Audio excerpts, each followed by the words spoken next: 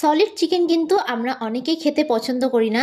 তো মাত্র 2 piece solid chicken থাকলে রাতের ডিনারে আপনারা খুব সহজেই এই রেসিপিটি তৈরি করতে পারবেন। আর এই রেসিপিটি কিন্তু বানানো খুবই সহজ আর খুবই কম সময়ে কিন্তু তৈরি হয়ে যায়। তো চলুন দেখে নেওয়া যাক আজকে আমার এই রেসিপিটি। তো ভিডিওটা কোথাও স্কিপ না করে পুরোটা দেখার জন্য আপনাদের কাছে আমার অনুরোধ রইল। সবার প্রথমে আমি এখানে একটা ফ্রাইং প্যান বসিয়ে দিয়েছি। এবার আমি এর মধ্যে দিয়ে দেবো বেশ খানিকটা পরিমাণে জল। আপনারা কিন্তু কাজটা কড়াইতেও করে নিতে পারেন। এবার আমি এর মধ্যে দিয়ে দিচ্ছি 2টো সলিড পিসের চিকেন। এখানে আমি পিসগুলো কিন্তু খুব বেশি বড় করে নিইনি, ঠিক এরকম মিডিয়াম সাইজের 2টো পিস নিয়েছি। এবার আমি এর মধ্যে একটা মিডিয়াম সাইজের আলুকে এইরকম গোল গোল টুকরো করে কেটে নিয়েছি। এবার আমি এর মধ্যে হাফ টিস্পুন অনুযায়ী নুন দিয়ে দেবো। এবার গ্যাসের ফ্লেমটাকে হাই টু মিডিয়ামে রেখে ঢাকনা চাপা দিয়ে 5 থেকে 7 মিনিটের জন্য আমি চিকেনটাকে খুব ভালো করে একটু সেদ্ধ করে নেব। তো 5 থেকে 7 মিনিট পর আমি ঢাকনা সরিয়ে নিলাম। মাঝখানে কিন্তু আমি ঢাকনা সরিয়ে চিকেনগুলোকে একটু উল্টে দিয়েছিলাম, সেটা আপনাদেরকে আমি আর দেখাইনি। তো আমি এবার একটু চেক করে নিচ্ছি চিকেন ও আলুটা খুব ভালোভাবে সেদ্ধ হয়েছে নাকি। তো দেখুন চিকেন ও আলুটা কিন্তু খুব ভালো করে সেদ্ধ হয়ে গেছে। এবার এগুলোকে জল থেকে তুলে আমি অন্য একটি পাত্রে নামিয়ে নেব। এভাবে ঢাকনা চাপা দিয়ে সেদ্ধ করে নেবেন, তাহলে দেখবেন খুব তাড়াতাড়ি সেদ্ধ হয়ে যাবে। এবার অন্যদিকে আমি একটা বড় মিক্সিং বোল নিয়ে নিয়েছি। এবার আমি এর মধ্যে দিয়ে দিচ্ছি মেজারিং কাপের 2 কাপ পরিমাণে ময়দা। আমি এখানে রেসিপিটা ময়দা দিয়ে করেছি, তবে আপনারা কিন্তু চাইলে রেসিপিটা আটা ময়দা দুটো মিশিয়ে করতে পারেন, অথবা শুধু আটা দিয়েও করতে পারেন। এবার আমি এর মধ্যে দিয়ে দিচ্ছি স্বাদ অনুযায়ী লবণ ও দিয়ে দিচ্ছি 3 টেবিল স্পুন অনুযায়ী সাদা তেল। তেলটা কিন্তু এখানে একটু বেশি পরিমাণে দিতে হবে। এবার এই ময়দার মধ্যে সমস্ত উপকরণগুলোকে খুব ভালো করে আমি একটু মিশিয়ে নেব। খুব ভালো করে কিন্তু হাত দিয়ে মিশিয়ে নিতে হবে। আমার এই রেসিপিটা যদি আপনাদের কাছে ভালো লেগে থাকে তাহলে অবশ্যই একটা লাইক করে দেবেন। আর যারা যারা আমার চ্যানেলে নতুন বন্ধু তারা অবশ্যই আমার চ্যানেলটি সাবস্ক্রাইব করে দেবেন। আমার ভিডিওর আপডেট সবার আগে পেতে পাশে থাকা বেল আইকনটা ক্লিক করতে ভুলবেন না। আর যারা যারা ফেসবুক থেকে দেখছেন তারা রনিতাস ফুড প্লেস পেজটিকে ফলো করে দেবেন। দেখুন ময়মটা কিন্তু আমি খুব ভালো করে দিয়ে নিয়েছি। তো দেখুন এরকম মুঠো করলেই কিন্তু খুব সহজে ডালা পেকে যাচ্ছে। এরকম ভাবে কিন্তু খুব ভালো করে একটু ময়মটাকে দিয়ে নিতে হবে। এবার আমি এর মধ্যে সামান্য সামান্য জল অ্যাড করে এটাকে খুব ভালো করে একটু মেখে নেব। আমি কিন্তু এখানে কোনো রকম ঠান্ডা বা গরম জল দিইনি, আমি এখানে রুম টেম্পারেচারে রাখা জলই দিয়ে দিয়েছি। অল্প অল্প জল দিয়ে কিন্তু এটাকে আমি একটা ডো আকারে তৈরি করে নেব। আপনারা রুটি পরোটার ডো ঠিক যেই রকম ভাবে তৈরি করেন সেই রকম ভাবে কিন্তু এই ডোটাকে মেখে নিতে হবে। আর আপনাদের কাছে আমার এই রেসিপিটা কেমন লাগলো অবশ্যই কিন্তু আমাকে কমেন্ট বক্সে জানাতে ভুলবেন না। আমি সবসময় ঘরে থাকা উপকরণগুলো দিয়ে রেসিপিগুলো তৈরি করার চেষ্টা করি, যাতে আপনাদের রেসিপিগুলো তৈরি করতে কোনো অসুবিধা না হয়। তো দেখুন আমি কিন্তু এইরকম একটা ডো তৈরি করে নিয়েছি। ডোটা কিন্তু খুব শক্ত করেও মাখবেন না, আবার খুব নরম করেও মাখবেন না। তো এরকমভাবে ডোটাকে আমি মেখে নিলাম। এবার এটাকে আমি ঢাকনা চাপা দিয়ে 15 মিনিটের জন্য একটু রেস্টে রেখে দেবো। আপনাদের হাতে সময় না থাকলে আপনারা রেস্টে নাও রাখতে পারেন, আমার হাতে সময় ছিল তাই আমি একটু রেস্ট রেখে দিলাম।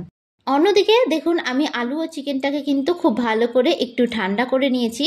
এবার চিকেনটাকে আমি ঠিক এইরকমভাবে একটু ছাড়িয়ে নেব।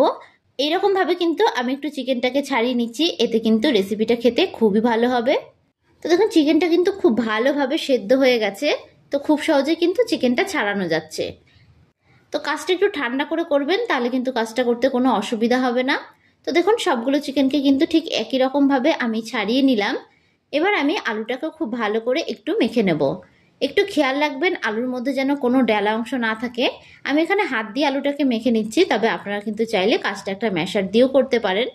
তো আপনারা কীরকম রেসিপি দেখতে পছন্দ করবেন সেটা আমাকে কমেন্ট বক্সে জানালে আমি সেই অনুযায়ী রেসিপি আপনাদের সঙ্গে শেয়ার করতে পারবো। তো দেখুন কাজটা কিন্তু খুব ভালো করে আমার হয়ে গেছে। এবার অন্যদিকে আমি একটা ফ্রাইং প্যান বসিয়ে দিলাম। ফ্রাইং প্যানটা খুব ভালো করে গরম হয়ে আসলে আমি এর মধ্যে দিয়ে দেব কিছুটা পরিমাণে সাদা তেল, তবে আপনারা কিন্তু চাইলে এখানে সর্ষের তেলেও রান্নাটা করতে পারেন। তেলটা কিন্তু খুব ভালোভাবে গরম হয়ে গেছে। এবার আমি এর মধ্যে দিয়ে দেব একটা বড় সাইজের কুচিয়ে রাখা পেঁয়াজ। পেঁয়াজটাকে কিন্তু আমি ঠিক এইরকম একটু মিহি করে কুচিয়ে নিয়েছি। এবার পেঁয়াজটাকে খুব ভালো করে আমি একটু নাড়াচাড়া করে ভেজে নেব। পেঁয়াজটাকে খুব বেশি ভাজার কিন্তু প্রয়োজন নেই। তো দেখুন পেঁয়াজে কিন্তু কালার ধরতে শুরু করে দিয়েছে। এবার আমি এই পর্যায়ে এর মধ্যে অ্যাড করে দিচ্ছি 2 টেবিল স্পুন অনুযায়ী আদা রসুন গ্রেট করা। তবে আপনারা কিন্তু চাইলে এখানে আদা রসুনটাকে বেটেও দিতে পারেন। এবার আমি এর মধ্যে অ্যাড করে দিচ্ছি ঝালের জন্য কাঁচা লঙ্কা কুচি। ঝালটা এখানে যে যতটা খেতে আপনারা পছন্দ করবেন ঠিক সেই অনুযায়ী কিন্তু এখানে ঝালের ব্যবহার করবেন। গ্যাসের ফ্লেমটাই কিন্তু আমি এই অবস্থায় মিডিয়ামে রেখেছি। পেঁয়াজ রসুন থেকে কাঁচা গন্ধ বেরোনো পর্যন্ত কিন্তু পেঁয়াজ রসুনটাকে আমি খুব ভালো করে একটু ভেজে নেব। গ্যাসের ফ্লেমটাকে হাই রেখে ভাজবেন না, তাহলে কিন্তু এগুলো পুড়ে যেতে পারে। তো খুব ভালো করে কিন্তু আমার পেঁয়াজ রসুনটা ভাজা হয়ে গেছে। এবার আমি এর মধ্যে অ্যাড করে দিচ্ছি হলুদ গুঁড়ো। হলুদ গুঁড়ো দিয়ে খুব ভালো করে নাড়াচাড়া করে আমি কিন্তু একটু ভেজে নিচ্ছি। তো প্রায় ভাজা ভাজা কিন্তু আমার হয়েই গেছে। এবার আমি এর মধ্যে আগে থেকে সেদ্ধ করে রাখা চিকেন ও আলুটা দিয়ে দেব। চিকেন ও আলুটা দিয়ে খুব ভালো করে কিন্তু আমি একটু কষিয়ে নেব। একটু সময় ধরে কিন্তু খুব ভালো করে একটু কষিয়ে নিতে হবে। তো সলিড চিকেন ফেলে না দিয়ে একবার এইভাবে এই রেসিপিটি বাড়িতে তৈরি করে দেখুন, দেখবেন বাড়ির সকলের খুব ভালো লাগবে।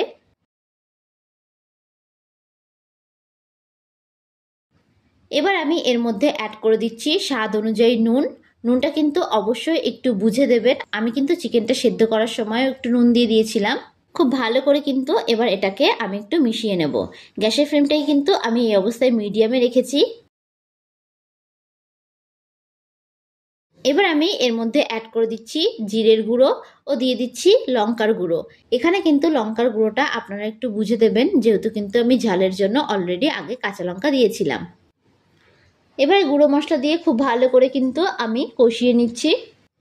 তো আপনাদের কাছে আমার অনুরোধ রইল রাতের ডিনারে একবার হলেও এই রেসিপিটি তৈরি করার জন্য। তো দেখুন খুব ভালো করে কিন্তু একটু কষে এসেছে। এবার আমি এর মধ্যে দিয়ে দেব গরম মশলার গুঁড়ো। গরম মশলার গুঁড়ো দিয়ে আমি আবারও 2 মিনিট ধরে খুব ভালো করে একটু নাড়াচাড়া করে নেব। 2 মিনিট ধরে একটু রান্নাটা করে নিলেই কিন্তু হবে। এটা হতে কিন্তু খুব বেশি একটা সময় লাগবে না, যেহেতু আগে থেকে আমি চিকেন ও আলুটাকে খুব ভালো করে সেদ্ধ করে নিয়েছিলাম। তো দেখুন এটা প্রায় ভাজা ভাজা হয়ে গেছে। এবার এটাকে অন্য একটি পাত্রে নামিয়ে আমি খুব ভালো করে একটু ঠান্ডা করে নেব। অন্যদিকে যে ময়দার ডোটা আমি মেখে রেখেছিলাম সেটাকে ঢাকনা সরিয়ে আবারও একটু মেখে নিচ্ছি। তো ময়দার ডোটা কিন্তু আগে থেকে অনেকটা সফট ও নরম হয়ে গেছে। তো এবার এটা থেকে আমি লেচি কেটে নেব। আপনারা রুটির লেচি যেই রকম বড় করে কাটেন ঠিক সেই রকম ভাবে কিন্তু এই লেচিটাকেও কেটে নিতে হবে। সমস্ত লেচিগুলোকে কিন্তু আমি একই মাপের কেটে নেব। আমি এখানে 2 কাপ পরিমাণে ময়দা দিয়ে করেছি রেসিপিটা, তবে আপনারা কিন্তু চাইলে পরিমাণটা বাড়িয়েও করতে পারেন। তো দেখুন সবকটা লেচি কিন্তু আমি কেটে নিয়েছি। এবার সবকটা লেচিগুলোকে আমি খুব ভালো করে এইরকমভাবে একটু গোল করে চ্যাপ্টা করে নেব। এইভাবে লেচিগুলো গোল করে চ্যাপ্টা করে নিলে কিন্তু রেসিপিটা তৈরি করতে বেশ সুবিধাও হবে আর রেসিপিটা দেখতেও বেশ সুন্দর লাগবে। তো সবগুলোকে কিন্তু ঠিক একই রকম ভাবে আমি তৈরি করে নিয়েছি। এবার একটা লেচি আমি নিয়ে নিলাম। লেচিটাকে 2 হাত দিয়ে আমি ঠিক এইরকম ভাবে সাইড দিয়ে চাপ দিয়ে দিয়ে এরকম একটা বাটি শেপ দিয়ে দেব। দুদিক থেকে খুব ভালো করে চাপ দেবেন, তাহলে দেখবেন ঠিক এইরকম একটা বাটির শেপের তৈরি হয়ে যাবে। ঠিক এইরকম ভাবে কিন্তু এটা তৈরি করে নিতে হবে। এবার আমি এর মধ্যে চিকেন ও আলুর পুরটাকে দিয়ে দেব 1 চামচ পরিমাণে। চিকেন ও আলুর পুরটা দিয়ে আমি চারিদিক দিয়ে ঠিক এইরকম ভাবে একটু বন্ধ করে দেব। মুখটাকে কিন্তু খুব ভালো করে বন্ধ করে দেবেন, নাহলে কিন্তু পুরটা বাইরে বেরিয়ে আসতে পারে। তো আপনারা ভালো করে লক্ষ্য করলেই বুঝতে পারবেন আমি কিভাবে মুখটাকে বন্ধ করে দিয়েছি। তো এটাকে আমি খুব ভালো করে একটু গোল করে নিলাম। তো আরও একটা আমি আপনাদেরকে তৈরি করে দেখাচ্ছি। একই রকমভাবে কিন্তু এটাকেও আমি তৈরি করে নেব। প্রথমে 2 হাত দিয়ে চাপ দিয়ে দিয়ে একটা বাটির শেপ দিয়ে নেবেন। তারপরে পুরটা দিয়ে চারিদিক দিয়ে ঠিক এইরকমভাবে একটু মুখটা বন্ধ করে দেবেন। মুখটা বন্ধ করে দিয়ে এইরকম একটা গোল শেপ দিয়ে নেবেন। বাদবাকিগুলোকেও কিন্তু আমি তৈরি করে নেব একই রকমভাবে। তো এখানে আমি একটা চপিং বোর্ড নিয়ে নিলাম। এবার এখানে আমি একটা লেচি নিয়ে নিলাম। এবার আমি এর উপর থেকে সামান্য পরিমাণে একটু ময়দা ছড়িয়ে দেবো। ময়দা দিয়ে লেচিটাকে আমি খুব ভালো করে একটু কোট করে নিচ্ছি। এবার একটা বেলনির সাহায্যে খুব ভালো করে আমি একটু বেলে নেব। তবে আমি এখানে ময়দা দিয়ে বেলে নিচ্ছি, তবে আপনারা কিন্তু চাইলে তেল দিয়েও বেলতে পারেন। এটাকে কিন্তু খুব বেশি পাতলা করে বেলার প্রয়োজন নেই, আর খুব বেশি বড় করারও প্রয়োজন নেই। এরকমভাবে হালকা একটু মোটা করে বেলে নেবেন। এরকমভাবে বেলে নিলে কিন্তু পুরটা একদমই বাইরে বেরিয়ে আসবে না। তো দেখুন ঠিক এইরকমভাবে কিন্তু আমি বেলে নিয়েছি। আরও একটা আপনাদেরকে আমি বেলে দেখাচ্ছি। আমি আবারও বলছি, আপনারা কিন্তু চাইলে এখানে তেল দিয়ে বেলতেই পারেন। আপনারা বাড়িতে যেরকম লুচি বেলেন ঠিক সেই রকম আকারের একটু বেলে নেবেন, তাহলেই কিন্তু হবে। তো বাদবাকিগুলোকেও কিন্তু ঠিক একই রকমভাবে আমি বেলে নেব। অন্যদিকে আমি একটা ফ্রাইং প্যান বসিয়ে দিলাম। ফ্রাইং প্যানটাকে প্রথমে আমি খুব ভালো করে একটু গরম করে নিয়েছি। ফ্রাইং প্যানটা গরম হয়ে গেলে আমি এর মধ্যে একটা পরোটা দিয়ে দেব। গ্যাসের ফ্লেমটাকে হাই রেখে আমি পরোটার দু পিঠটা খুব ভালো করে একটু সেঁকে নেব। পরোটার দু পিঠটা কিন্তু খুব ভালো করে প্রথমে একটু সেঁকে নিতে হবে। তো দেখুন দু পিঠটা কিন্তু ভালো করে সেঁকা হয়ে গেছে। তো এবার আমি এর মধ্যে অ্যাড করে দিচ্ছি সাদা তেল। এবার তেল দিয়ে দু পিঠ উল্টে পাল্টে কিন্তু আমি খুব ভালো করে একটু ভেজে নেব। পরোটাগুলো ভাজার সময় গ্যাসের ফ্লেমটাকে কিন্তু একদম মিডিয়ামে করে দেবেন।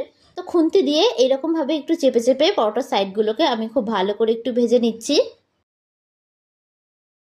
তো এইভাবে দু পিঠ উল্টে পাল্টে বেশ লাল লাল করে কিন্তু আমি ভেজে নিলাম। তো এবার এটাকে অন্য একটি পাত্রে আমি নামিয়ে নেব।